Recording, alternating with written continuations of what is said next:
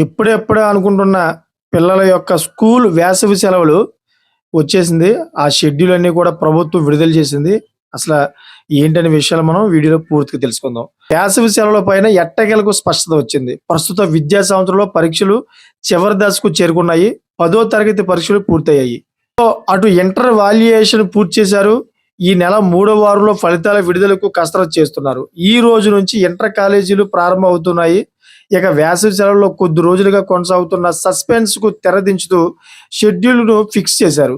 వేసవి తీవ్రత పెరుగుతోంది. పరీక్షలు చివరి దశకు చేరాయి. ఈ నెల 4వ వారం నుంచి వేసవి సెలవులు ప్రారంభం కానున్నాయి.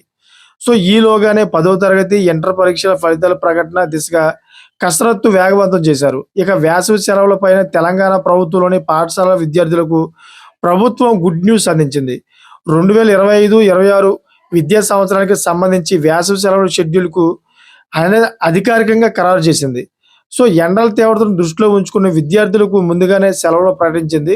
రాష్ట్ర వ్యాప్తంగా ఉన్న అన్ని ప్రభుత్వ, ప్రైవేటు పాఠశాలలకు ఏప్రిల్ 24 నుంచి జూన్ 11 వరకు వేసవి సెలవులు ఇస్తున్నట్లు ప్రభుత్వం తెలిపింది. దీంతో విద్యార్థులకు ఏకంగా 48 రోజుల పాటు సెలవులు లభించనున్నాయి.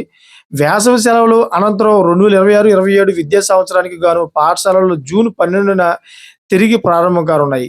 సో, అదే విధంగా 2026, 27 విద్యా సంవత్సరం వార్షిక అకాడమిక్ క్యాలెండర్‌ను ఖరారు చేశారు. జూన్ 12 నుండి ప్రారంభం కానున్న విద్యా సంవత్సరం నుంచి ఈసారి విద్యార్థులకు ప్రభుత్వం అందిస్తున్న పథకాలను మరింత విస్తరించాలని నిర్ణయించింది.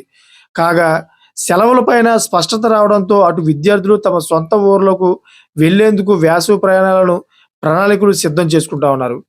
సో, ఇక సెలవుల కంటే ముందే సిలబస్ పూర్తి చేయడంలో ఏమైనా ఇబ్బందులు ఉంటే అవసరమైతే వారానికి ఒకసారి అదనపు తరగతులు నిర్వహించి విద్యా ప్రణాళికలను సజావుగా పూర్తి చేయాలని ప్రభుత్వం పాఠశాల యాజమాన్యాలకు సూచించింది.